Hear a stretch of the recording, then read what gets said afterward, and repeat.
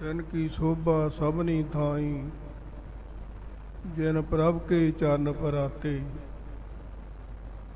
मेरे राम हर संता जेवड़ न कोई, भगतां बाण आई प्रभ अपने स्यों, जल थल मई जल सोई। कोट पराधी संत संग उधरै, जम तां के नेड़ न आवै। जन्म जन्म का बिछड़िया होवै, तिन हर स्यों आन मिलावै। जिहा मनोरथ कर अराधा, सो संतन ते पावै। जब ते दर्शन भेटे साधु, भले दिन सो आए। महा आनंद सदा कर कीर्तन, पुरख विधाता पाए। बाबा जी अपनी बाणी अंदर किरपा करते हैं। तिन की शोभा, किहदी शोभा सबनी थाई है। आ कलयुग दे राज विच जिन्हां ने अपने मालक दे चरण परसे है, मालक दी सेवा कीती है। मालक अगे तीन भब्बे पढ़े है, भब्बा भाणा, भब्बा भुल गया, भब्बा भला।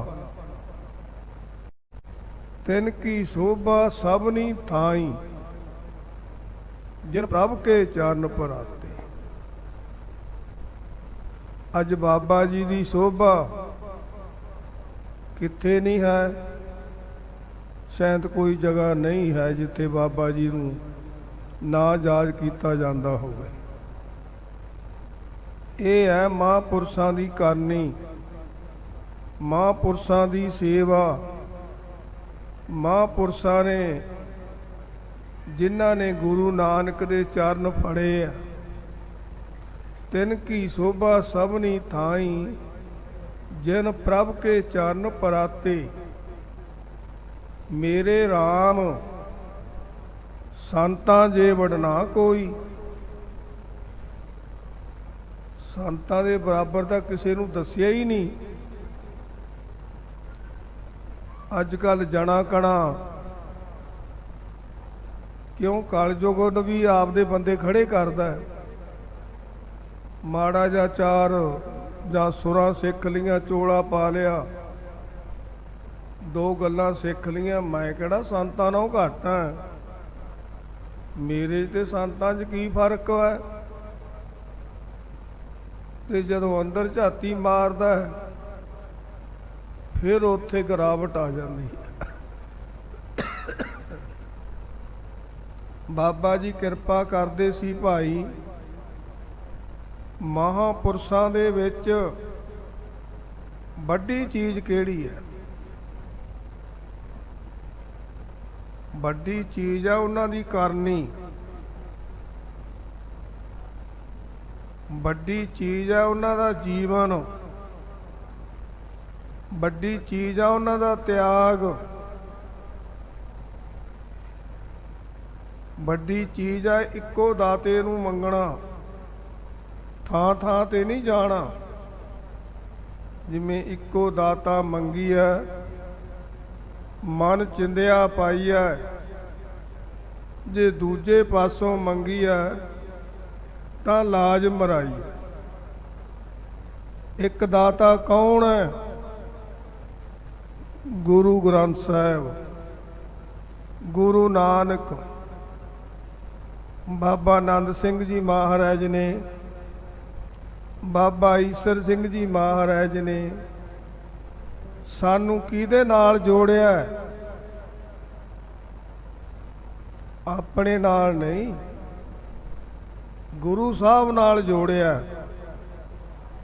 गुरु साहब दीयां बवाणियां कहानियां सुणाइयां, गुरु साहब दे चरनां नाल सानू जोड़िया। बाबा जी साडे गुरु सी, साडे प्यारे सी, साडे मालक सी, ਮਾਂ ਪਿਓ ਵੀ ਸੀ ਤੇ ਸੰਪੂਰਨ ਗੁਣ ਵੀ ਪੂਰੇ ਸੀ ਬਾਬਾ ਜੀ ਵਿੱਚ। ਗੁਰ ਸਤਿਗੁਰ ਨਾਮ ਦ੍ਰਿੜਾਇਆ, ਮਨ ਅਨੰਤ ਨਾ ਕਾਹੂ ਡੋਲੇ। ਜਿਹੜੇ ਗੁਰੂ ਨੇ ਸਤਿਗੁਰੂ ਦਾ ਨਾਮ ਦ੍ਰਿੜਾ ਦਿੱਤਾ, ਉਹ ਫਿਰ ਡੋਲਦਾ? ਉਹ ਕਦੇ ਨਹੀਂ ਡੋਲਦਾ। ਉਹ ਵਸਤੂ ਕਿੱਥੇ ਪਾਉਂਦਾ? ਐਵੇਂ ਨਹੀਂ ਵਸਤੂ ਸਿੱਟਦੀ ਜਾਂਦੀ। ਆ ਦੁਨਿਆਵੀ ਘਰਾਂ ਦੇ ਵਿੱਚ ਮਾਈਆਂ ਦੇ ਬਰਤਨ ਰੱਖੇ ਹੁੰਦੇ ਆ, ਜੇ ਉਹਨਾਂ ਨੇ ਕੋਈ ਵਸਤੂ ਪਾਉਣੀ ਹੋਵੇ, ਪਹਿਲਾਂ ਉਸ ਬਰਤਨ ਨੂੰ ਵੇਖਦੀਆਂ ਚੰਗੀ ਤਰ੍ਹਾਂ ਵੀ ਇਹਦੇ ਨਾਲ ਕੋਈ ਚੀਜ਼ ਤਾਂ ਨਹੀਂ ਲੱਗੀ ਹੋਈ। ਉਹਨੂੰ ਮਾਸ ਮਾਰ ਕੇ ਸਾਫ ਸੁਥਰਾ ਕਰਕੇ ਫਿਰ ਉਹਦੇ ਵਿੱਚ ਵਸਤੂ ਪਾਉਂਦੀਆਂ। ਫਿਰ ਉਹ ਵਸਤੂ ਖਰਾਬ ਨਹੀਂ ਹੁੰਦੀ, ਉਹਨੂੰ ਕੋਈ ਨੁਕਸ ਨਹੀਂ ਪੈਂਦਾ। ਕਈ ਵਸਤੂਆਂ ਨੂੰ ਨੁਕਸ ਵੀ ਪੈ ਜਾਂਦਾ। ਕਿਵੇਂ ਪੈਂਦਾ? ਜੇ ਭਾਂਡਾ ਸਾਫ਼ ਨਾ ਹੋਵੇ, ਉਹਦੇ ਵਿੱਚ ਕੋਈ ਚੀਜ਼ ਪਾ ਦਈਏ, ਉਹ ਖਰਾਬ ਹੋ ਜਾਂਦੀ ਹੈ। ਇੱਧਰ ਬਾਬਾ ਜੀ ਕੀ ਕਿਰਪਾ ਕਰਦੇ ਆ? ਬਾਬਾ ਜੀ ਕਿਰਪਾ ਕਰਦੇ ਆ, ਜਿਹੜੀ ਇਹ ਵਸਤੂ ਹੈ, ਇਹ ਵੀ ਬਾਬਾ ਜੀ ਕਹਿੰਦੇ ਭਾਈ ਸਾਫ ਸੁਥਰਾ ਭਾਂਡਾ ਹੋਵੇ ਹਿਰਦਾ, ਉੱਥੇ ਖੜਦੀ ਹੈ। ਸੱਚ ਤਾਂ ਪੁਰ ਜਾਣੀਐ, ਜਾਂ ਹਿਰਦਾ ਸੱਚਾ ਹੋਏ। ਪਹਿਲਾਂ ਹਿਰਦੇ ਨੂੰ ਸੱਚਾ ਕਰਨਾ। ਸੱਚ ਤਾਂ ਪੁਰ ਜਾਣੀਐ, ਜਾਂ ਹਿਰਦਾ ਸੱਚਾ ਹੋਏ। ਕੂੜ ਕੀ ਮਲ ਉਤਰੇ, ਤਨ ਕਰੇ ਅੱਛਾ ਧੋਏ। ਇਹ ਜੀਵ ਨੂੰ ਜਮਾ ਜਮਾਤਰਾਂ ਦੀ ਮਲ ਲੱਗੀ ਹੈ, ਕਾਲਾ ਸਾਹ ਹੋਇਆ ਪਿਆ, ਚੰਗੇ ਪਾਸੇ ਤੁਰਨ ਨੂੰ ਜੀ ਨਹੀਂ ਕਰਦਾ, ਬਾਣੀ ਪੜ੍ਹਨ ਨੂੰ ਜੀ ਨਹੀਂ ਕਰਦਾ। ਗੁਰੂ ਘਰ ਵਿੱਚ ਮੱਥਾ ਟੇਕਣ ਤਿੱਕਰ ਵੀ ਜੀ ਨਹੀਂ ਕਰਦਾ। ਉਹ ਕਿਉਂ? ਉਹ ਕਾਰਨ ਕੀ ਹੈ? ਅੰਦਰ ਮਲ ਮੂਤਰ ਨਾਲ ਭਰਿਆ ਪਿਆ ਹੈ, ਹੋਰ ਸੁਪਨਿਆਂ ਨਾਲ, ਮਾੜੀਆਂ ਚੀਜ਼ਾਂ ਨਾਲ ਭਰਿਆ ਪਿਆ। ਉਹ ਕਿਵੇਂ ਠੀਕ ਹੋਵੇਗਾ? ਬਾਬਾ ਜੀ ਕਿਰਪਾ ਕਰਦੇ ਸੀ। ਉਹ ਜਿਹੜੀ ਜਮਾ ਜਮਾਤਰਾਂ ਦੀ ਮਲ ਲੱਗੀ ਹੈ, ਉਹ ਕਿੱਥੇ ਲਹੇਗੀ? ਆ ਕੇ ਦੀਵਾਨ ਦੇ ਵਿੱਚ ਬੈਠ ਕੇ ਚੰਗੇ ਵਿਚਾਰਾਂ ਨੂੰ ਗ੍ਰਹਿਣ ਕਰਕੇ, ਭਰਿਆ ਮਤ ਪਾਪਾਂ ਕਾ ਸੰਗ, ਉਹ ਧੁੱਪ ਹੈ ਨਾਵਾ ਕਹਦਾ। ਬਾਬਾ ਜੀ ਕਿਰਪਾ ਕਰਦੇ ਸੀ। ਕਿਉਂ ਬਾਬਾ ਜੀ? ਬਾਬਾ ਜੀ ਨੇ ਬੜੇ ਵਚਨ ਕਰਨੇ। ਜਦੋਂ ਰਾਗੀ ਸਿੰਘਾਂ ਨੇ ਕੀਰਤਨ ਕਰਨਾ, ਜੇ ਕਿਸੇ ਨੇ ਆਉਣਾ ਨਾ ਕਹਿਣਾ ਵੀ ਚਲੋ ਦੀਵਾਨ 'ਚ, ਫਲਾਨਾ ਨਹੀਂ ਗਿਆ ਜੀ, ਫਲਾਨਾ ਨਹੀਂ ਗਿਆ, ਸਭ ਨੂੰ ਦਬਲਣਾ। ਬਾਬਾ ਜੀ ਕਹਿੰਦੇ ਸੀ ਇਹ ਜਿਹੜਾ ਦਰਬਾਰ ਹੈ, ਇੱਥੇ ਜਿਵੇਂ ਮੋਹਲੇ ਧਾਰ ਮੀਂਹ ਪੈਂਦਾ ਨਾ, ਐਂ ਕਿਰਪਾ ਵਰਸਦੀ ਹੈ। ਜਿਹੜਾ ਬੰਦਾ ਦੀਵਾਨ ਵਿੱਚ ਬੈਠ ਕੇ ਕੀਰਤਨ ਦਾ ਆਨੰਦ ਮਾਣਦਾ ਹੈ, ਚੰਗੇ ਵਿਚਾਰਾਂ ਦਾ ਆਨੰਦ ਮਾਣਦਾ ਹੈ, ਮੂਹਰੇ ਗੁਰੂ ਨਾਨਕ ਦੇ ਬਾਬਾ ਜੀ ਦੇ ਦਰਸ਼ਨ ਕਰਦਾ ਹੈ, ਐਸੇ ਸੋਹਣੇ ਸੱਚਖੰਡ ਦੇ, ਬਾਬਾ ਜੀ ਕਹਿੰਦੇ ਸੀ ਇਹ ਦਰਗਾਹੀ ਜਗ੍ਹਾ ਹੈ। ਜਿੰਨਾ ਚਿਰ ਵੀ ਇੱਥੇ ਬੈਠਾ ਰਹਿੰਦਾ, ਉਹਦੇ ਭਾਈ ਪੁੰਨ ਵੱਧਦੇ ਰਹਿੰਦੇ ਆ। ਦਰਗਾਹ ਵਿੱਚ ਹਾਜ਼ਰੀ ਲੱਗਦੀ ਰਹਿੰਦੀ ਹੈ। ਕਿੱਡੇ ਵੱਡੇ ਬਚਨ ਹੈ ਬਾਬਾ ਜੀ ਦੇ। ਇਹ ਕਿਹਨੂੰ ਮਿਲਦਾ ਸਮਾਂ? ਭਾਗਾਂ ਵਾਲਿਆਂ ਦਾ। ਸੱਚ ਤਾਂ ਪੁਰ ਜਾਣੀਐ ਜਾਂ ਹਿਰਦਾ ਸੱਚਾ ਹੋਏ, ਕੂੜ ਕੀ ਮਲ ਉਤਰੈ ਤਨ ਕਰੇ ਅੱਸਾ ਧੋਏ। ਇਹ ਜੀਵ ਨੂੰ ਜਮਾ ਜਮਾਤਰਾਂ ਦੀ ਮਲ ਲੱਗੀ ਆ, ਕਾਲਾ ਸਾਹ ਹੋਇਆ ਪਿਆ। ਇਹ ਕਿਵੇਂ ਉਤਰੇਗੀ? ਚੰਗੇ ਪੁਰਸ਼ਾਂ ਦੀ ਸੰਗਤ ਕਰਕੇ। ਸੱਚ ਤਾਂ ਪੁਰ ਜਾਣੀਐ ਜਾਂ ਸੱਚ ਧਰੇ ਪਿਆਰ। ਅਸੀਂ ਜਿੱਥੇ ਲੱਗੇ ਆਂ ਉੱਥੇ ਅਸੀਂ ਇਸ ਤਰ੍ਹਾਂ ਸੇਵਾ ਕਰੀਏ, ਸਿਮਰਨ ਕਰੀਏ, ਸੰਗਤ ਕਰੀਏ ਤਾਂ ਸਾਨੂੰ ਸਾਡਾ ਪਿਆਰ ਵਧੇ, ਸਾਨੂੰ ਹੌਸਲਾ ਆਵੇ, ਸਾਨੂੰ ਖੁਸ਼ੀ ਮਿਲੇ। ਸੱਚ ਤਾਂ ਪੁਰ ਜਾਣੀਐ ਜਾਂ ਸੱਚ ਧਰੇ ਪਿਆਰ, ਨੌ ਸੁਣ ਮਨ ਰਹਿਸੀਐ। ਕਿਹਦਾ ਨਾਂ ਸੁਣ ਕੇ ਮਨ ਰਹਿਸਦਾ ਹੈ? ਚੰਗੇ ਮਹਾਂਪੁਰਸ਼ਾਂ ਦਾ, ਜੀਵਨ ਵਾਲਿਆਂ ਦਾ।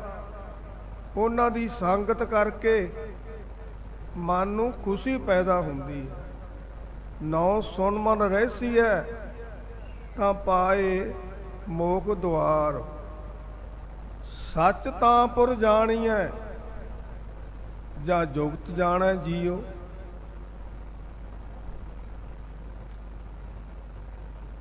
ਇਸ ਜੀ ਨੂੰ ਸੱਚ ਤੇ ਚੱਲਣ ਦੀ ਜੁਗਤੀ ਆਉਂਦੀ ਹੋਵੇ, ਉਹ ਜੁਗਤੀ ਕਿੱਥੋਂ ਮਿਲੇਗੀ? ਉਹ ਵੀ ਆਪ ਤੋਂ ਵੱਡੇ ਕੋਲੋਂ ਮਿਲੇਗੀ। ਜਿਨ੍ਹਾਂ ਨੇ ਗਾਹਾਂ ਜੁਗਤੀ ਸਮਝੀ ਆ ਉਹਨਾਂ ਕੋਲੋਂ ਮਿਲੇਗੀ। ਸੱਚ ਤਾਂ ਪੁਰ ਜਾਣੀਐ ਜਾਂ ਜੁਗਤ ਜਾਣੈ ਜੀਓ। ਧਰਤ ਜਿਵੇਂ ਧਰਤੀ, ਧਰਤ ਕਾਇਆ, ਕਾਇਆ ਸਰੀਰ। ਧਰਤ ਕਾਇਆ ਸਾਧ ਕੇ ਵਿੱਚ ਦੇਹ ਇਤੇ ਹਾਤ ਪਿਛੇ, ਵਿੱਚ ਦੇਹ ਕਰਤਾ ਬੀਉ। ਕਰਤੇ ਦਾ ਬੀਜ ਬੀਜਣਾ। ਬਾਬਾ ਜੀ ਬਚਨ ਸੁਣਾਉਂਦੇ ਸੀ। ਬਾਬਾ ਜੀ ਕਹਿੰਦੇ ਸੀ ਫਿਰ ਜਿਵੇਂ ਧਰਤੀ ਨੂੰ ਸਾਧ ਕੇ, ਪਹਿਲਾਂ ਧਰਤੀ ਦਾ ਨਾਂ ਲਿਆ। ਜ਼ਿਮੀਂਦਾਰ ਸਾਫ ਸੁਥਰੀ ਕਰਕੇ ਜ਼ਮੀਨ ਨੂੰ, ਧਰਤੀ ਨੂੰ ਸਾਧ ਕੇ ਉਹ ਤੋਂ ਘਾਹ ਫੂਸ ਚੁਗਦਾ, ਉਹਨੂੰ ਚੰਗੀ ਤਰ੍ਹਾਂ ਵਾਹੁੰਦਾ। ਫਿਰ ਜਿਹੜਾ ਉਹਦਾ ਮਨ ਹੈ ਉਹ ਅੰਦਰੋਂ ਮੰਨਦਾ ਬਈ ਹੁਣ ਇਹ ਬੀਜਣ ਦੇ ਕਾਬਲ ਹੈ, ਹੁਣ ਇਹ 'ਚ ਮੈਂ ਬੀ ਬੋਵਾਂ। ਫਿਰ ਇੱਕ ਇੱਕ ਦਾਣੇ ਤੋਂ ਸੈਂਕੜੇ ਦਾਣੇ ਹੁੰਦੇ ਆ, ਸੈਂਕੜੇ, ਇੱਕ ਇੱਕ ਦਾਣੇ ਤੋਂ ਟਰਾਲੀਆਂ ਭਰ ਕੇ ਲਿਆਉਂਦਾ ਹੈ। ਕਿਉਂ? ਪਹਿਲਾਂ ਸਾਧਿਆ ਉਹ ਜ਼ਮੀਨ ਨੂੰ। ਧਰਤ ਕਾਇਆ, ਉਧਰ ਕਾਇਆ ਸਰੀਰ ਨੂੰ ਕਿਹਾ। ਅਸੀਂ ਸਰੀਰ ਨੂੰ ਵੀ ਸਾਧਣਾ। ਜਦੋਂ ਸਰੀਰ ਸਾਧਿਆ ਜਾਵੇ ਫਿਰ ਇਹਦੇ ਵਿੱਚ ਕਰਤੇ ਦਾ ਬੀਜ, ਫਿਰ ਬਾਬਾ ਜੀ ਕਹਿੰਦੇ ਉਹਦੇ ਵਿੱਚ ਬੀਜ ਫੜਦਾ ਕਰਤੇ ਦਾ। ਫਿਰ ਬਾਬਾ ਜੀ ਕਿਰਪਾ ਕਰਦੇ ਸੀ, ਪਹਿਲਾਂ ਆਪ ਪਰਖਦਾ ਫਿਰ ਪਰਖਾਉਂਦਾ। ਪਹਿਲਾਂ ਆਪ ਆਪਣੇ ਅੰਦਰ ਬੀਜ ਪੈਦਾ ਕੀਤਾ ਕਰਤੇ ਦਾ, ਫਿਰ ਗਾਹਾਂ ਪ੍ਰਚਾਰ ਕਰਦਾ। ਉਹਨੂੰ ਕਹਿੰਦੇ ਹੈ ਕਰਨੀ। ਬਾਬਾ ਜੀ ਦੇ ਵਿੱਚ ਇਹ ਗੁਣ ਸੀ। ਬਾਬਾ ਜੀ ਨੇ ਲੱਖਾਂ ਦੁਨੀਆ ਨੂੰ ਅੰਮ੍ਰਿਤ ਛਕਾਇਆ, ਗੁਰੂ ਵਾਲੇ ਬਣਾਇਆ। ਕਿੰਨਾ ਸੋਹਣਾ ਇਹ ਨਾਨਕਸਰ ਦਰਬਾਰ ਬਣਾਇਆ। ਇਹ ਜਿਹੜਾ ਨਾਨਕਸਰ ਹੈ ਇੱਥੇ ਬਾਬਾ ਜੀ ਦੇ ਦਰ ਤੇ ਬੜੀਆਂ ਸੰਗਤਾਂ ਨੇ ਸੇਵਾ ਕੀਤੀ ਹੈ। ਕਿ ਜਿੰਨੀ ਬਾਉਂਡਰੀ ਆ ਨਾਨਕਸਰ ਦੇ ਆਲੇ ਦਾਲੇ ਸਾਰੀ, ਹੁਣ ਆਪਾਂ ਕਲੇਰਾਂ ਕਹਿ ਦਿੰਦੇ ਆ, ਨਾਨਕਸਰ ਕਲੇਰਾਂ। ਕਈ ਮੈਨੂੰ ਇੱਕ ਦੋ ਤਿੰਨ ਗੇਰੀ ਪੁੱਛਣ ਲੱਗੇ ਜੀ ਇਹ ਕਲੇਰਾਂ ਨਾਂ ਕਿਉਂ ਪੈਂਦਾ ਹੈ। ਮੈਂ ਕਿਹਾ ਭਾਈ ਬਾਬਾ ਆਨੰਦ ਸਿੰਘ ਜੀ ਵੇਲੇ ਉਦੋਂ ਕੋਈ ਸੰਗੀਏ ਨੇ ਇੱਥੇ ਰਹਿਣਾ ਆ ਕੇ, ਤਾਂ ਬਾਬਾ ਜੀ ਕੋਲੇ ਰਹਿੰਦਾ ਨਹੀਂ ਸੀ। ਰਾਤ ਨੂੰ ਬਾਬਾ ਜੀ ਨੇ ਕਹਿਣਾ ਭਾਈ ਕਲੇਰੀ ਜਾ ਕੇ ਰਹਿ ਪੋ, ਕਿਉਂ ਕਲੇਰਾ ਪਿੰਡ ਨੇੜੇ ਸੀ। ਉੱਥੇ ਗੁਰਦੁਆਰੇ ਜਾਂ ਧਰਮਸ਼ਾਲਾ ਜਾਂ ਕਿਸੇ ਦੇ ਘਰੇ ਵੀ ਸੰਗੀ ਰਹਿ ਪੈਂਦੇ ਸੀ, ਐਂ ਉੱਥੇ ਜਾ ਵੜਦੇ ਸੀ। ਫਿਰ ਉਹਨਾਂ ਸਮਿਆਂ 'ਚ ਜਿਹੜਾ ਡਾਕਖਾਨਾ ਸੀ ਉਹ ਵੀ ਉਸ ਪਿੰਡ ਵਿੱਚ ਹੀ ਸੀ। ਇੰਨੀ ਗੱਲ ਤੇ ਕਲੇਰਾਂ ਦਾ ਨਾਂ ਪੈਂਦਾ। ਪਰ ਜੇ ਜਿਹੜੀ ਜ਼ਮੀਨ ਹੈ ਇਹ ਤਾਂ ਸਾਰੀ ਜਗਰਾਉਂ ਵਿੱਚ ਹੈ, ਲੋਪੋ ਗਵਾੜ ਦੀ ਹੈ। ਅਸਲੀ ਡਰੈਸ ਤਾਂ ਗੁਰਦੁਆਰਾ ਨਾਨਸਰ ਜਗਰਾਉਂ ਹੈ। ਹਰੇਕ ਨੂੰ ਨਹੀਂ ਪਤਾ, ਚਿੱਠੀਆਂ ਦੋਨੇ ਤਰ੍ਹਾਂ ਤੇ ਪਹੁੰਚ ਜਾਂਦੀਆਂ, ਪਰ ਜਿੰਨੀ ਇੱਥੋਂ ਦੀ ਜ਼ਮੀਨ ਆ ਆਲੇ ਦਾਲੇ ਸਾਰੀ, ਇਹ ਸਾਰੀ ਅਗਵਾੜ ਲੋਪੋ ਦੀ ਆ। ਤੇ ਬਾਬਾ ਜੀ ਨੇ ਜਿਵੇਂ ਕੋਈ ਇਹ ਨਾਂ ਹੋਣਾ ਹੁੰਦਾ ਹੈ ਤੇ ਕਲੇਰਾਂ ਦਾ ਨਾਂ ਪੈ ਜਾਂਦਾ ਭਾਈ। ਤੇ ਇਸ ਤਰ੍ਹਾਂ ਲੋਪੋ ਗਵਾੜ ਦੇ ਵੀ ਬਹੁਤ ਸੰਗਤਾਂ ਸੇਵਾ ਕਰਦੀਆਂ। ਬੜੇ ਲੋਕਾਂ ਨੇ ਜ਼ਮੀਨ ਵੀ ਛੱਡੀ ਆ ਗੁਰਦੁਆਰੇ ਵਾਸਤੇ। ਤੇ ਇਸ ਤਰ੍ਹਾਂ ਭਾਈ ਸੇਵਾਵਾਂ ਵੀ ਬਹੁਤ ਕੀਤੀਆਂ। ਜਿਵੇਂ ਹੁਣ ਆ ਲੋਪੋ ਗਵਾੜ ਦੇ ਹੀ ਸੀ ਬਾਬੇ ਮੈਂਗਲ ਸਿੰਘ ਹੋਣੀ, ਉਹ ਵੀ ਲੋਪੋ ਗਵਾੜ ਦੇ ਸੀ। ਤੇ ਉਹਨਾਂ ਨੇ ਆਪਣੇ ਗੁਰੂ ਘਰ ਦੇ ਵਿੱਚ ਜਿੰਨੀ ਉਹਨਾਂ ਦੇ ਵਿਚਾਰਿਆਂ ਕੋਲੇ ਰਹਿੰਦੀ ਜ਼ਿੰਦਗੀ ਇੱਥੇ ਸੇਵਾ ਵਿੱਚ ਹੀ ਲਾ ਦਿੱਤੀ। ਬੜੀਆਂ ਸੇਵਾਵਾਂ ਕੀਤੀਆਂ। 13 ਮੰਜ਼ਲੇ ਸਥਾਨ ਤੇ ਸੇਵਾ, ਜਿੱਥੇ ਵੀ ਉਹਨਾਂ ਨੂੰ ਕਹਿਤਾ ਉੱਥੇ ਹੀ ਉਹਨਾਂ ਨੇ ਸੰਗਤਾਂ ਤੋਂ ਸੇਵਾਵਾਂ ਕਰਾਈਆਂ। ਜਿਵੇਂ ਰਾਜ ਮੈਂ ਰਾਜਾ, ਜੋਗ ਮੈਂ ਜੋਗੀ, ਤਪ ਮੈਂ ਤਪੀਸਰ, ਗ੍ਰਸਤ ਮੈਂ ਭੋਗੀ। ਭਾਵੇਂ ਉਹ ਗ੍ਰਸਤੀ ਸੀਗੇ, ਪਰ ਉਹਨਾਂ ਦਾ ਜਿਹੜਾ ਮਨ ਸੀ ਉਹ ਬਾਬਾ ਜੀ ਦੇ ਚਰਨਾਂ ਨਾਲ ਜੁੜਿਆ ਹੁੰਦਾ ਸੀ। ਕਿਸ ਤਰ੍ਹਾਂ ਕਰਦੇ ਸੀ? ਕਿਹੜਾ ਅਸੀਂ ਚਲੇ ਗਏ ਇੱਧਰ ਆਪਣੇ ਪਟਿਆਲੇ ਕੰਨੀ ਜਾ ਰਹੇ ਸੀ, ਅੰਮ੍ਰਿਤ ਵੇਲਾ ਸੀ। ਤੇ ਅਸੀਂ ਮੈਂ ਕਿਹਾ ਵੀ ਮੁੰਡੇ ਨੂੰ ਡਰਾਈਵਰ ਨੂੰ ਵੀ ਆਪਾਂ ਮੱਥਾ ਟੇਕ ਚਲੀਏ ਨਾਨਸਰ ਝੋਲਣੀ 13 ਮੰਜ਼ਲੇ ਤੇ। ਜਦੋਂ ਅਸੀਂ ਗਏ 2 ਟਰੱਕ ਖੜੇ ਤੇ ਬਾਬਾ ਮੈਂਗਲ ਸਿੰਘ ਵੀ ਬੈਠਾ ਉੱਥੇ ਪੱਥਰ ਲੋਹਾਈ ਜਾਵੇ। ਮੈਂ ਕਿਹਾ ਜੀ ਇਹ ਕਹਿੰਦੇ ਬਸ ਕੱਲ ਹੁਕਮਨਾਮਾ ਬਾਬਾ ਜੀ ਦਾ ਇਸ ਤਰ੍ਹਾਂ ਦਾ ਆਇਆ ਬਈ ਪੱਥਰ ਲੈ ਕੇ ਜਾਓ ਤੇ ਉੱਥੇ ਲਵਾਓ। ਤੇ ਮੈਂ ਫਿਰ ਅੱਜ ਹੀ 2 ਟਰੱਕ ਭਰ ਲਿਆ ਆ। ਇਹੋ ਜਿਹਾ ਫੁਰਨਾ ਸੀ ਉਹਨਾਂ ਦਾ। ਤੇ ਇਸ ਤਰ੍ਹਾਂ ਭਾਈ ਇਹ ਜਿਹੇ ਜਿਹੜੇ ਸੰਗੀ ਸਾਥੀ ਹੁੰਦੇ ਆ, ਬਾਬਾ ਜੀ ਨਾਲ ਖਬਰ ਆ ਕਿੰਨੇ ਕੁ ਜਨਮਾਂ ਤੋਂ ਨਾਲ ਤੁਰੇ ਆਉਂਦੇ ਆ। ਬਾਬਾ ਜੀ ਕਹਿੰਦੇ ਸੀ ਭਾਈ ਜਿਹੜਾ ਨਾਨਸਰ ਵਿੱਚ ਰਹਿੰਦਾ ਹੈ, ਹੁਣ ਕਿੰਨੇ ਬਹਿੰਗੋਂ ਆ, ਕਿੰਨੇ ਸੇਵਾ ਕਰਦੇ ਆ। ਕਈ ਜਿਵੇਂ ਆ ਜ਼ਿਮੀਂਦਾਰ ਖੇਤੀ ਬੀਜਦਾ ਹੈ, ਸਾਰੀ ਖੇਤੀ ਉਹਦੇ ਹੱਥ ਨਹੀਂ ਆਉਂਦੀ। ਕਈ ਬੂਟੇ ਬਾਟੇ ਚੂਹੇ ਵੀ ਟੁੱਕ ਦਿੰਦੇ ਆ ਕਈਆਂ ਨੂੰ। ਤੇ ਕਈ ਭਾਈ ਆਪਣਾ ਕਈਆਂ ਨੂੰ ਕੁੰਗੀ ਵੀ ਲੱਗ ਜਾਂਦੀ ਹੈ। ਆ ਹੁਣ ਜਿਹੜੇ ਜਾ ਕੇ ਵਿਆਹ ਕਰਾ ਲੈਂਦੇ ਉਹਨਾਂ ਨੂੰ ਕੁੰਗੀ ਉਹ ਲੱਗੀ ਵੀ ਆ। ਵਿਚਾਰੇ ਇੱਥੋਂ ਜਾਂਦੇ ਆ ਤੇ ਜਾ ਕੇ ਫਿਰ ਉਹਨਾਂ ਦੀ ਬਾਸਨਾ ਬਦਲ ਜਾਂਦੀ ਆ। ਤੇ ਜਿਹੜੇ ਭਾਈ ਇੱਥੇ ਰਹਿ ਜਾਂਦੇ ਆ ਫਿਰ ਉਹਨਾਂ ਦਾ ਦੁਨੀਆ ਤਿੱਕਰ ਨਾਂ ਰਹਿੰਦਾ। ਨਾਂ ਹਾਂ ਬਈ ਫਲਾਨਾ ਬਹਿੰਗਮ, ਉਹਨੇ ਆਪਣੀ ਸਾਰੀ ਜ਼ਿੰਦਗੀ ਬਾਬਾ ਜੀ ਦੇ ਚਰਨਾਂ 'ਚ ਲਾਈ। ਉਹਨੇ ਆਹ ਸੇਵਾ ਕੀਤੀ, ਉਹਨੇ ਏਡੇ ਏਡੇ ਕੰਮ ਕੀਤੇ। ਬੜੇ ਵਿਹੰਗਮ ਸੀ ਬਾਬਾ ਜੀ ਦੇ ਚਰਨਾਂ ਵਿੱਚ, ਤੇ ਹੁਣ ਵੀ ਬਹੁਤ ਸੇਵਾ ਕਰਦੇ ਆ।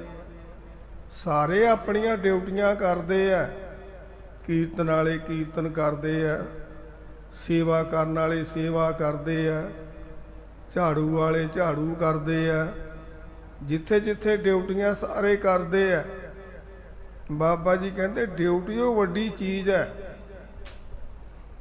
ਆਮ ਹੀ ਬਾਬਾ ਜੀ ਇੱਕ ਬਚਨ ਕਹਿੰਦੇ ਸੀ ਬਈ ਕੋਈ ਨੌਕਰ ਹੋਵੇ ਭਾਵੇਂ ਉਹ 16 ਆਨੇ ਦੇ 16.5 ਆਨੇ ਕੰਮ ਕਰਦਾ, ਉਹ ਮਾਲਕ ਨੂੰ ਤਾਂ ਚੰਗਾ ਲੱਗੇਗਾ। ਜੇ ਲਿਚ ਗੜਿਚੀਆਂ ਕਰਦਾ, ਰੋਟੀਆਂ ਕਾਰਨ ਪੂਰੇ ਤਾਲ, ਫਿਰ ਮਾਲਕ ਦੀਆਂ ਨਜ਼ਰਾਂ 'ਚੋਂ ਗਿਰ ਜਾਂਦਾ। ਉਹਨੂੰ ਪੂਰਾ ਕੰਮ ਕਰਨਾ ਚਾਹੀਦਾ। ਉਹਨੂੰ ਆਪਣੀ ਸੋਚ ਇਹ ਹੋਣੀ ਚਾਹੀਦੀ ਹੈ ਵੀ ਮੇਰਾ ਕੰਮ ਕੀ ਹੈ, ਮੈਂ ਕਾਹਦੇ ਵਾਸਤੇ ਇੱਥੇ ਰਹਿ ਰਿਹਾ, ਮੇਰੀ ਜ਼ਿੰਦਗੀ ਕਿਉਂ ਇੱਥੇ ਲਾਈ ਹੈ, ਮੇਰੀ ਕੀ ਡਿਊਟੀ ਹੈ, ਮੈਂ ਕੀ ਕੰਮ ਕਰਨਾ।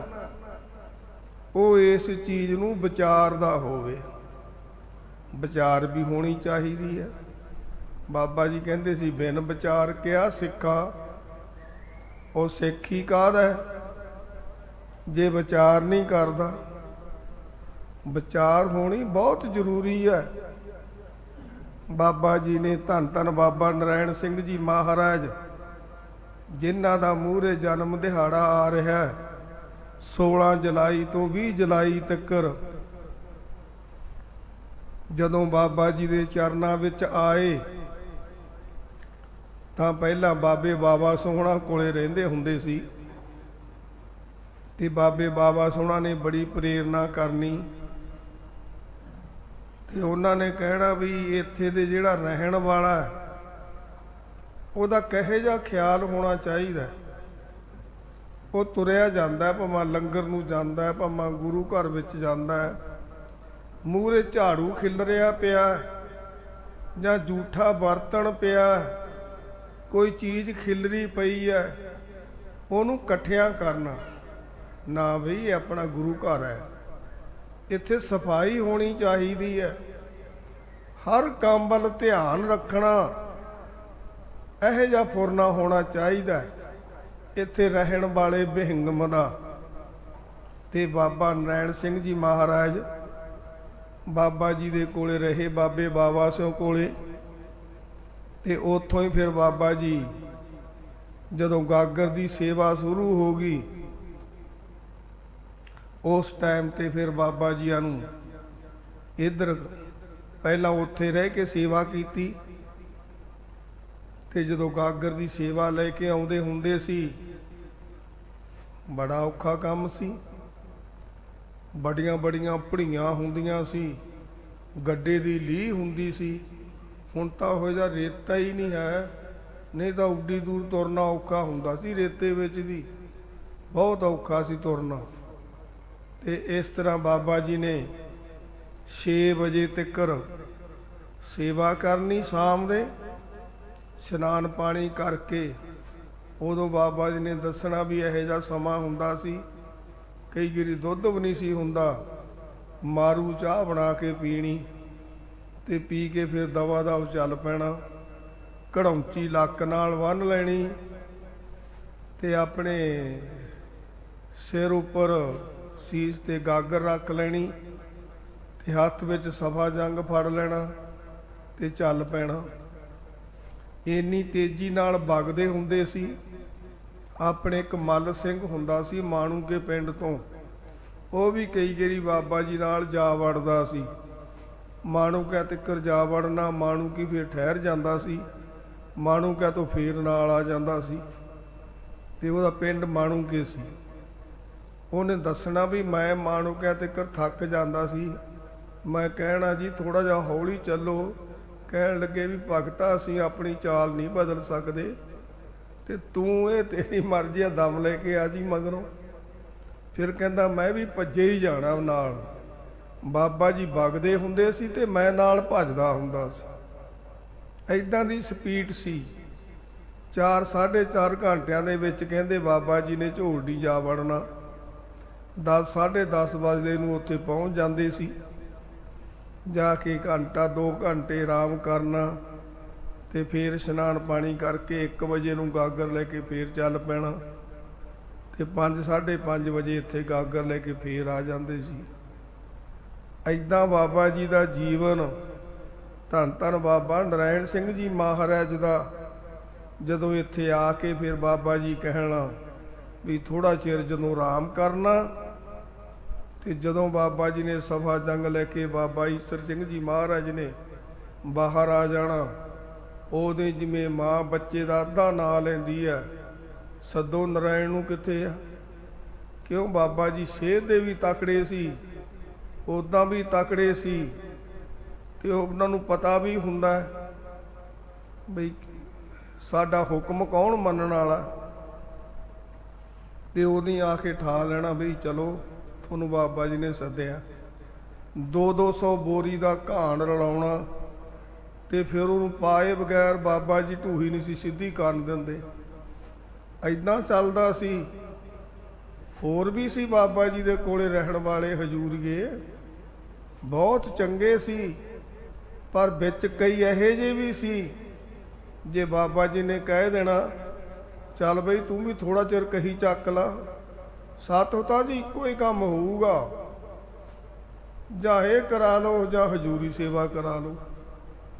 ਤੇ ਜਵਾਬ ਸਵਾਲ ਕਰਨ ਵਾਲੇ ਵੀ ਹੁੰਦੇ ਸੀ। ਬਾਬਾ ਜੀ ਫਿਰ ਉਹਨਾਂ ਨੂੰ ਕੀ ਕਹਿੰਦੇ ਸੀ, ਜਵਾਬ ਸਵਾਲ ਦੋਨੋਂ ਕਰੇ ਮੁੱਢੋਂ ਕੁੱਥਾ ਜਾਏ। ਉਹਨਾਂ ਤੇ ਫਿਰ ਪ੍ਰਸੰਨਤਾ ਨਹੀਂ ਸੀ ਹੁੰਦੀ ਬਾਬਾ ਜੀ ਦੀ। ਤੇ ਇਸ ਤਰ੍ਹਾਂ ਬਾਬਾ ਜੀ ਨੇ ਮਹਾਨ ਸੇਵਾ 7 ਸਾਲ ਕੀਤੀ। ਤੇ ਬਾਬਾ ਜੀ ਨੇ ਜਦੋਂ ਸੇਵਾ ਦਾ ਸਮਾਂ ਸਮਾਪਤ ਹੋਣਾ ਸੀ, ਉਸ ਦਿਨ ਧੰਨ ਧੰਨ ਬਾਬਾ ਨਰਾਇਣ ਸਿੰਘ ਜੀ ਮਹਾਰਾਜ, ਮਾਘ ਦਾ ਮਹੀਨਾ ਸੀ, ਧੁੰਦ ਪਈ ਹੋਈ ਸੀ। ਡੱਲੇ ਦੇ ਪੁਲ ਤੇ ਜਦੋਂ ਆ ਕੇ ਗਾਗਰ ਲੈ ਕੇ ਤਾਂ ਕੁੱਤੇ ਭੱਜੇ ਜਾਂਦੇ ਸੀ। ਇੱਕ ਕੁੱਤਾ ਲੱਤਾਂ ਵਿੱਚ ਦੀ ਲੰਘ ਗਿਆ। ਬਾਬਾ ਜੀ ਕਹਿੰਦੇ ਸਾਡੇ ਮਨ ਵਿੱਚ ਆਇਆ ਬਈ ਇਹ ਕਿਤੇ ਸਿੱਟਾ ਉੱਪਰ ਨਾ ਚਲਿਆ ਗਿਆ ਹੋਵੇ ਗਾਗਰ ਤੇ। ਚੋਲੇ ਤੇ ਵੀ ਸਿੱਟੇ ਪਏ ਸੀ ਤੇ ਅਸੀਂ ਪਾਣੀ ਦੀ ਗਾਗਰ ਉੱਥੇ ਡੋਲਤੀ। ਉੱਥੋਂ 14 ਕਿਲੋਮੀਟਰ ਹੈ 13 ਮੰਜ਼ਲਾ ਸਥਾਨ ਡੱਲੇ ਵਾਲੀ ਨਹਿਰ ਤੋਂ।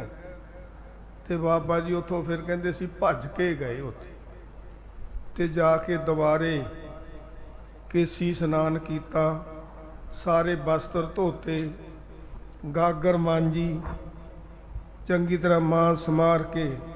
ਉਦੋਂ ਦੂਰੇ ਬਸਤਰ ਵੀ ਨਹੀਂ ਸੀ ਹੁੰਦੇ, ਉਹੀ ਨਿਚੋੜ ਕੇ ਦੱਬ ਕੇ ਖੱਦਰ ਦੇ ਚੋਲੇ ਹੁੰਦੇ ਸੀ। ਹੁਣ ਵਾਲਿਆਂ ਨੂੰ ਤਾਂ ਕਈਆਂ ਨੂੰ ਐਂ ਨਹੀਂ ਪਤਾ ਹੋਣਾ ਵੀ ਖੱਦਰ ਕਿਹਨੂੰ ਕਹਿੰਦੇ ਆ। ਬੜੇ ਭਾਰੇ ਹੁੰਦੇ, ਜਦੋਂ ਧੋ ਲਈਏ ਤਾਂ ਉਦੋਂ ਦੁੱਗਣਾ ਭਾਰਾ ਹੋ ਜਾਂਦਾ ਸੀ।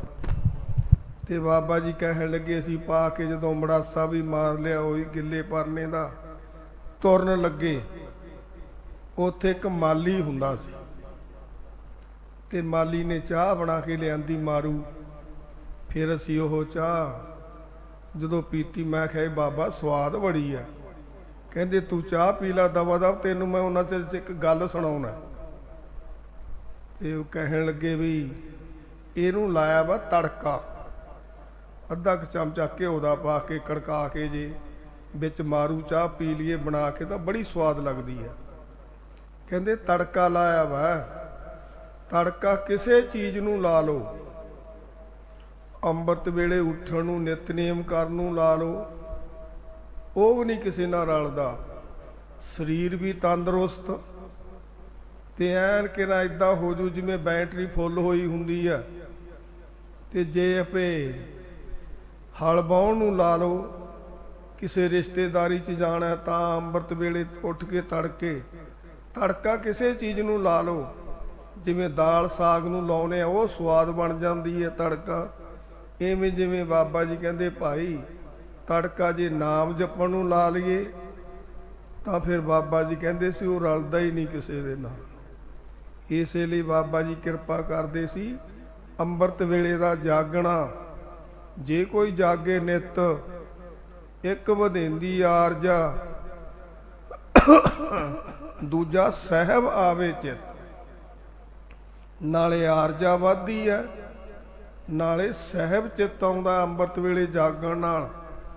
ਤੇ ਸਾਨੂੰ ਭਾਈ ਬਾਬਾ ਨਰੈਣ ਸਿੰਘ ਜੀ ਮਹਾਰਾਜ ਫਿਰ ਉਦੋਂ ਗਾਗਰ ਲੈ ਕੇ ਜਦੋਂ ਵਾਪਸ ਆਏ ਤਾਂ ਆ ਕੇ ਬਾਬਾ ਜੀ ਲੇਟ ਆਏ, 2-2.5 ਘੰਟੇ 3। ਜਦੋਂ ਲੇਟ ਆਏ ਬਾਬਾ ਈਸਰ ਸਿੰਘ ਜੀ ਮਹਾਰਾਜ, ਉਹਨਾਂ ਨੂੰ ਫਿਕਰ ਪਿਆ ਹੋਇਆ ਬਈ ਉਹ ਤਾਂ ਲੇਟ ਹੋਣ ਵਾਲਾ ਨਹੀਂ ਸੀ, ਲੇਟ ਕਿਉਂ ਹੋ ਗਿਆ ਅੱਜ। ਤੇ ਬਾਬਾ ਜੀ ਜਿੱਥੇ ਆਪਣਾ ਗਾਗਰਸਰ ਜਗ੍ਹਾ ਬਣੀ ਹੈ, ਇੱਥੇ ਪਹਿਲਾਂ ਤੋਂ ਹੀ ਚੌਂਕ ਬਣਿਆ ਵਾ ਸੀ ਇੱਟਾਂ ਲਾ ਕੇ। ਬਾਬਾ ਜੀ ਚੌਂਕ ਦੇ ਵਿੱਚ ਖੜੇ ਆ, ਕੋਲੇ ਸਫਾ ਜੰਗ ਹੈ, ਇੱਧਰ ਭੋਗ ਪੈ ਗਿਆ ਤੇ ਬਾਬਾ ਜੀ ਉੱਥੇ ਟਹਿਲਦੇ ਆ। ਤੇ ਜਦੋਂ ਬਾਬਾ ਜੀ ਡੀਕ ਰਹੇ ਆ ਵੀ ਆਇਆ ਨਹੀਂ ਹੈ, ਜਦੋਂ ਬਾਬਾ ਜੀ ਆ ਗਏ ਤੇ ਕੋਲੇ ਸੱਦਿਆ ਬਾਬਾ ਨਰੈਣ ਸਿੰਘ ਜੀ ਨੂੰ। ਕਹਿਣ ਲੱਗੇ ਵੀ ਤੂੰ ਕੀ ਗੱਲ ਪਛੜ ਕਾਹਤੋਂ ਗਿਆ। ਕਹਿਣ ਲੱਗੇ ਬਾਬਾ ਜੀ ਮੇਰੇ ਲੱਤਾਂ 'ਚ ਕੁੱਤਾ ਵੱਜਿਆ ਤੇ ਮੈਂ ਸੋਚਿਆ ਵੀ ਸਿੱਟਾ ਤਾਹਾਂ ਨਾ ਪੈ ਗਿਆ ਹੋਵੇ, ਜਲ ਛਕਣ ਵਾਲਾ ਨਹੀਂ ਰਿਹਾ, ਇਸ ਲਈ ਮੈਂ ਉੱਥੋਂ ਡੋਲ ਕੇ ਦੁਬਾਰੇ ਇਸ਼ਨਾਨ ਪਾਣੀ ਕਰਕੇ ਫੇਰ ਚੱਲਿਆ ਬਾਬਾ ਜੀ, ਤਾਂ ਕਰਕੇ ਮੈਂ ਪਛੜ ਗਿਆ। ਫਿਰ ਬਾਬਾ ਜੀ ਨੇ ਉਸੇ ਜਗ੍ਹਾ ਤੋਂ, ਉਹ ਚੌਂਕ ਚੋਂ, ਗਾਗਰਸਰ ਤੋਂ ਆਪ ਬਾਬਾ ਜੀ ਨੇ ਜਿਵੇਂ ਪਰਨਾ ਸਾਡੇ ਪਾਇਆ, ਇਹ ਪਰਨਾ ਆਪਣੇ ਮੜਾਸਾ ਮਾਰਿਆ ਬਾਬਾ ਈਸਰ ਸਿੰਘ ਜੀ ਮਹਾਰਾਜ ਨੇ। ਤੇ ਬਾਬਾ ਨਰੈਣ ਸਿੰਘ ਜੀ ਮਹਾਰਾਜ ਨੂੰ ਕਹਿੰਦੇ ਗਾਗਰ ਸਾਨੂੰ ਫੜਾ ਦੇ। ਤੇ ਗਾਗਰ ਬਾਬਾ ਜੀ ਤੋਂ ਫੜ ਕੇ ਆਪਣੇ ਸੀਸ ਤੇ ਰੱਖ ਕੇ ਬਾਬਾ ਈਸਰ ਸਿੰਘ ਜੀ ਮਹਾਰਾਜ ਅੰਦਰ ਗਾਗਰ ਲੈ ਕੇ ਆਏ। ਸਫਾ ਜੰਗ ਬਾਬਾ ਜੀ ਨੂੰ ਫੜਾਤਾ, ਕਹਿੰਦੇ ਤੂੰ ਸਾਡੇ ਮਗਰ ਤੁਰਿਆ। ਅੰਦਰ ਆ ਕੇ ਬਾਬਾ ਜੀ ਨੇ ਗਾਗਰ ਲੋਹਾਈ ਰੱਖੀ ਤੇ ਕਹਿਣ ਲੱਗੇ ਵੀ ਨਰੈਣ ਹੁਣ ਨਹੀਂ ਤੂੰ ਗਾਗਰ ਲਿਆਉਣੀ ਬਸ। ਕਹਿੰਦੇ ਬਾਬਾ ਜੀ ਕੀ ਗੱਲ। ਬਾਬਾ ਜੀ ਕਹਿੰਦੇ ਨਹੀਂ ਗੱਲ ਕੋਈ ਨਹੀਂ, ਬਸ ਤੇਰੀ ਸੇਵਾ ਮਨਜ਼ੂਰ ਹੈ ਸੰਤ ਜੀ, ਹੁਣ ਨਹੀਂ ਤੁਸੀਂ ਗਾਗਰ ਲੈ ਕੇ ਆਉਣੀ। ਤੇ ਹੁਣ ਤੁਸੀਂ ਪਾਣੀ ਇੱਥੇ ਹੀ ਲੌਂਗ ਲੈਚੀਆਂ ਪਾ ਕੇ ਉਬਾਲ ਸਮਾਰ ਕੇ ਰੱਖ ਦਿਆ ਕਰੋ। ਫਿਰ ਕਹਿਣ ਲੱਗੇ ਬਾਬਾ ਜੀ ਮੇਰੇ ਜਿਹੜੇ ਇੰਨੇ ਘੰਟੇ ਸੇਵਾ ਦੇ ਇਹ ਮੈਂ ਕਿੱਥੇ ਲਾਇਆ ਕਰੂੰਗਾ। ਬਾਬਾ ਜੀ ਕਹਿੰਦੇ ਸਾਡੇ ਕੋਲੇ, ਸਾਡੀ ਇੱਥੇ ਹਜ਼ੂਰੀ ਸੇਵਾ ਕਰਨੀ ਆ, ਸਾਡੇ ਕੋਲੇ ਰਹਿਣਾ, ਇਹ ਤੇਰੀ ਡਿਊਟੀ ਹੁਣ ਸਾਡੇ ਕੋਲੇ ਹੋਵੇਗੀ। ਐ ਧੰਨ ਧੰਨ ਬਾਬਾ ਈਸਰ ਸਿੰਘ ਜੀ ਮਹਾਰਾਜ ਨੇ ਪੁੱਤਰਾਂ ਵਾਲਾ ਪਿਆਰ ਤੇ ਬਾਬਾ ਜੀ ਨੂੰ ਇੰਨੀ ਮਹਾਨ ਸੇਵਾ ਹਜ਼ੂਰੀ ਬਖਸ਼ੀ ਤੇ ਬਾਬਾ ਜੀ ਨੂੰ ਆ ਮਿਹਰਾਂ ਕੀਤੀਆਂ ਬਾਬਾ ਨਰੈਣ ਸਿੰਘ ਜੀ ਮਹਾਰਾਜ ਤੇ। ਅੱਜ ਉਹਨਾਂ ਮਹਾਂਪੁਰਸ਼ਾਂ ਦੀ ਜਨਮ ਦਿਹਾੜਾ ਪਿੰਡ ਮਾਣੂਕਿਆਂ ਦੇ ਵਿੱਚ 2 ਗੁਰਦੁਆਰੇ ਹੈ, ਇੱਕ ਢੰਡਿਆਣਾ ਸਾਹਿਬ ਹੈ, ਇੱਕ ਜੌੜੀਆਂ ਸਾਹਿਬ ਹੈ। ਉੱਥੇ ਦੋਨੇ ਗੁਰਦੁਆਰਿਆਂ ਵਿੱਚ ਪਾਠ ਖੰਡ ਪਾਠ ਪ੍ਰਕਾਸ਼ ਹੋਣਗੇ ਆਪਣੇ ਸੰਗਰਾਂਦ ਵਾਲੇ ਦਿਨ, ਤੇ ਦੋਨਾਂ ਤੇ ਭੋਗ ਪੈਂਦੇ ਆ।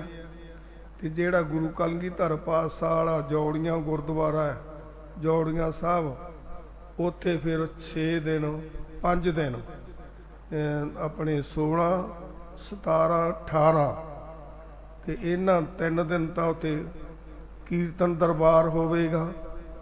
19 ਤਰੀਕ ਨੂੰ ਸੰਤ ਸਮਾਜ ਹੋਵੇਗਾ, ਪਹਿਲਾਂ ਕੀਰਤਨ ਫਿਰ ਸੰਤ ਸਮਾਜ ਦੇ 9 ਤੋਂ 11 2 ਘੰਟੇ।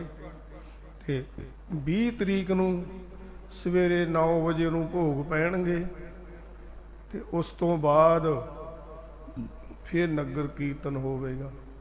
ਸਾਰੇ ਪਿੰਡ 'ਚ ਦੀ ਹੁੰਦਾ ਹੋਇਆ ਤੇ ਆ ਕੇ ਜੌੜੀਆਂ ਸਾਹਿਬ ਗੁਰਦੁਆਰੇ ਜਿਹੜੀ ਵੱਡਾ ਉੱਥੇ ਆਪਣਾ ਸ਼ੈੱਡ ਪਿਆ ਹੋਇਆ, ਹਾਲ ਬਣਿਆ ਜਗ੍ਹਾ, ਉਸ ਜਗ੍ਹਾ ਤੇ ਆ ਕੇ ਫਿਰ ਭਾਈ ਢਾਡੀ ਦਰਬਾਰ ਲੱਗਦਾ। ਆਏ ਗਏ ਮਹਾਂਪੁਰਸ਼ ਰਾਗੀ ਢਾਡੀ ਬੋਲਦੇ ਆ ਤੇ ਇਸ ਤਰ੍ਹਾਂ ਦਾ ਪ੍ਰੋਗਰਾਮ ਹੈ। ਧੰਨ ਧੰਨ ਬਾਬਾ ਨਰੈਣ ਸਿੰਘ ਜੀ ਮਹਾਰਾਜ ਉਹਨਾਂ ਦੇ ਅਵਤਾਰ ਦਿਹਾੜੇ ਦੀ ਯਾਦ ਵਿੱਚ। ਤੇ ਇਸ ਤਰ੍ਹਾਂ ਭਾਗਾਂ ਵਾਲਿਓ ਸਾਰੀ ਸੰਗਤ ਜਿੰਨੇ ਵੀ ਆਏ ਹੋ, ਮਹਾਂਪੁਰਸ਼ਾਂ ਦੇ ਜਿਹੜੇ ਇਹ ਸਮੇਂ ਹੁੰਦੇ ਆ, ਇਹ ਕਿਉਂ ਬਣਾ ਕੇ ਜਾਂਦੇ ਆ, ਕਿਉਂ ਬਰਸੀਆਂ ਮਨਾਈਆਂ ਜਾਂਦੀਆਂ, ਕਿਉਂ ਜਨਮ ਦਿਹਾੜੇ ਮਨਾਏ ਜਾਂਦੇ ਆ, ਉਹਨਾਂ ਦੀ ਯਾਦ ਵਿੱਚ ਇੱਕ ਲੋਕਾਂ ਵਾਸਤੇ, ਸੰਗਤਾਂ ਦੇ ਭਲੇ ਵਾਸਤੇ, ਸੰਗਤਾਂ ਦੀ ਸੇਵਾ ਕਰਨ ਵਾਸਤੇ, ਇੱਕ ਇਕੱਠ ਕਰਨ ਵਾਸਤੇ, ਪ੍ਰਚਾਰ ਕਰਨ ਵਾਸਤੇ ਇਹ ਮਹਾਂਪੁਰਸ਼ ਇੱਕ ਕਿਰਪਾ ਕਰ ਜਾਂਦੇ ਆ। ਹੁਣ ਬਾਬਾ ਆਨੰਦ ਸਿੰਘ ਜੀ, ਬਾਬਾ ਈਸਰ ਸਿੰਘ ਜੀ ਮਹਾਰਾਜ, ਕਿੰਨਾ ਦੁਨੀਆ ਦੇ ਵਿੱਚ ਨਾਂ ਹੈ ਤੇ ਸਾਰੇ ਥਾਈਂ ਬਰਸੀਆਂ ਵੀ ਮਨਾਈਆਂ ਜਾਂਦੀਆਂ। ਤੇ ਜਨਮ ਦਿਨ ਬਾਬਾ ਜੀ ਦੇ, ਬਾਬਾ ਆਨੰਦ ਸਿੰਘ ਜੀ ਦਾ ਸ਼ੇਰਪੁਰੇ, ਬਾਬਾ ਈਸਰ ਸਿੰਘ ਜੀ ਦਾ ਪਿੰਡ ਝੋਰੜਾ, ਤੇ ਇਧਰ ਬਾਬਾ ਨਰਾਇਣ ਸਿੰਘ ਜੀ ਮਹਾਰਾਜ ਦਾ ਪਿੰਡ ਮਾਣੂਕਿਆਂ ਦੇ ਵਿੱਚ ਮਨਾਇਆ ਜਾਂਦਾ। ਕਿਉਂ? ਉਹਨਾਂ ਦੇ ਜਨਮ ਸਥਾਨ ਹੈ। ਪਰ ਜਿਨ੍ਹਾਂ ਦਾ ਕੋਈ ਜਨਮ ਸਥਾਨ ਨਹੀਂ ਹੈ, ਉਹਨਾਂ ਦਾ ਜਿੱਥੇ ਮਰਜ਼ੀ ਮਨਾ ਲਓ। ਤੇ ਇਸ ਤਰ੍ਹਾਂ ਭਾਈ ਇਹ ਧੰਨ ਧੰਨ ਬਾਬਾ ਈਸਰ ਸਿੰਘ ਜੀ ਮਹਾਰਾਜ ਦੀ ਮਹਾਨ ਕਿਰਪਾ ਹੈ। ਤਿਨ ਕੀ ਸੋਭਾ ਸਭਨੀ ਥਾਈ, ਜਿਨ ਪ੍ਰਭ ਕੇ ਚਰਨ ਪਰਾਤੇ। ਮੇਰੇ ਰਾਮ ਹਰ ਸੰਤਾਂ ਜੀਵੜ ਨਾ ਕੋਈ, ਭਗਤਾਂ ਬਾਣ ਆਈ ਪ੍ਰਭ ਆਪਣੇ ਸਿਉ। ਜਲ ਥਲ में ਜਲ ਸੋਈ, ਕੋਟ ਪਰਾਧੀ ਸੰਤ ਸੰਗ ਉਧਰੈ। ਜਮ ਤਾਂ ਕੇ ਨੇੜ ਨਾ ਆਵੈ, ਜਨਮ ਜਨਮ ਕਾ ਵਿਛੜਿਆ ਹੋਵੈ। ਤਿਨ ਹਰ ਸਿਉ ਆਣ ਮਲਾਲ, ਜਿਹਾ ਮਨੋਰਥ ਕਰ ਅਰਾਧਾ। ਸੋ ਸੰਤਨ ਤੇ ਪਾਵੈ, ਜਬ ਤੇ ਦਰਸ਼ਨ ਭੇਟੇ ਸਾਧੂ। ਭਲੇ ਦਿਨ ਸੋ ਆਏ ਮਹਾ ਆਨੰਦ, ਸਦਾ ਕਰ ਕੀਰਤਨ ਪੁਰਖ ਵਧਾਤਾ ਪਾਏ। ਇਸ ਲਈ ਭਾਈ ਭਾਗਾਂ ਵਾਲਿਓ, ਸਾਰੀਆਂ ਸੰਗਤਾਂ ਜਿਹੜੇ ਨਾਨਕਸਰ ਦੇ ਵਿੱਚ ਬੈਠੇ ਹੋ, ਇਹ ਨਾਨਕਸਰ ਦਰਬਾਰ ਬਾਬਾ ਜੀ ਦਾ ਸਥਾਨ। ਇੱਥੇ ਰਹਿਣ ਵਾਲੇ, ਸੇਵਾ ਕਰਨ ਵਾਲੇ ਬਹੁਤ ਵੱਡੇ ਭਾਗਾਂ ਵਾਲੇ, ਜਿਨ੍ਹਾਂ ਤੇ ਬਾਬਾ ਜੀ ਦੀ ਅਪਾਰ ਕਿਰਪਾ। ਜਿੰਨੇ ਵੀ ਡਿਊਟੀਆਂ ਕਰਦੇ ਆ, ਜਿਹੜੀਆਂ ਸੰਗਤਾਂ ਆਉਣ ਵਾਲੀਆਂ, ਜਿੰਨੀਆਂ ਸੰਗਤਾਂ ਸੇਵਾਦਾਰ, ਗ੍ਰਸਤੀ ਵਿਚਾਰੇ, ਪ੍ਰਸਾਦਾ ਪਾਣੀ ਲਿਆਉਣ ਵਾਲੇ, ਉਹ ਉਦੋਂ ਵੱਡੇ ਭਾਗਾਂ ਵਾਲੇ। ਕਿਉਂ? ਬਾਬਾ ਜੀ ਕਹਿੰਦੇ ਸੀ ਭਾਈ ਸਾਡੇ ਸਾਰੀ ਨਿਗਾਹ 'ਚ ਹੁੰਦੇ ਆ ਸਾਰੇ। ਇਹ ਸਾਰੀ ਸੇਵਾ ਕਿਹਦੀ ਹੈ? ਸਤਿਗੁਰੂ ਦੀ ਸੇਵਾ ਹੈ। ਸਤਿਗੁਰ ਕੀ ਸੇਵਾ ਸਫਲ ਹੈ, ਜੇ ਕੋ ਕਰੇ ਚਿਤ ਲਾਏ। ਮਨ ਚਿੰਦਿਆ ਫਲ ਪਾਵਣਾ, ਹਉਮਾ ਵਿੱਚੋਂ ਜਾਏ। ਬਾਬਾ ਜੀ ਕਹਿੰਦੇ ਸੇਵਾ ਕਰਨ ਲੱਗਿਆ ਹਉਮਾ ਨਹੀਂ ਆਉਣ ਦੇਣੀ। ਮੈਂ ਨਹੀਂ ਕਰਦਾ, ਮੇਰਾ ਮਾਲਕ ਕਰਾਉਂਦਾ। ਇਹ ਫੁਰਨਾ ਬਣਾ ਕੇ ਰੱਖਣਾ। ਅਸੀਂ ਹੁਣ ਸਮਾਪਤੀ ਕਰਦੇ ਹਾਂ। ਇਹ ਜਿਹੜੇ ਵਿਚਾਰ ਸੀ ਇਹ ਕਿਹਦੇ ਸੀ? ਇਹ ਧੰਨ ਧੰਨ ਬਾਬਾ ਨਰਾਇਣ ਸਿੰਘ ਜੀ ਮਹਾਰਾਜ ਦੇ ਵਿਚਾਰ ਸੀ, ਕੋਈ ਦਾਸ ਦੇ ਨਹੀਂ ਸੀ। ਇਹ ਉਹਨਾਂ ਨੇ ਕਿਰਪਾ ਕੀਤੀ ਹੋਈ ਹੈ। ਜੇ ਅਸੀਂ ਚੰਗੇ ਵਿਚਾਰਾਂ ਨੂੰ ਹਿਰਦੇ ਵਿੱਚ ਥਾਂ ਦੇਵਾਂਗੇ, ਫਿਰ ਸਾਨੂੰ ਕੀ ਮਿਲੇਗਾ? ਇਹ ਲੋਕ ਸੁਖੀਏ ਪਰਲੋਕ ਸਹੇਲੇ, ਨਾਨਕ ਹਰ ਪ੍ਰਭ ਆਪੇ ਹੀ ਮੇਲੇ। ਵਾਹਿਗੁਰੂ ਜੀ ਕਾ ਖਾਲਸਾ, ਵਾਹਿਗੁਰੂ ਜੀ ਕੀ ਫਤਿਹ।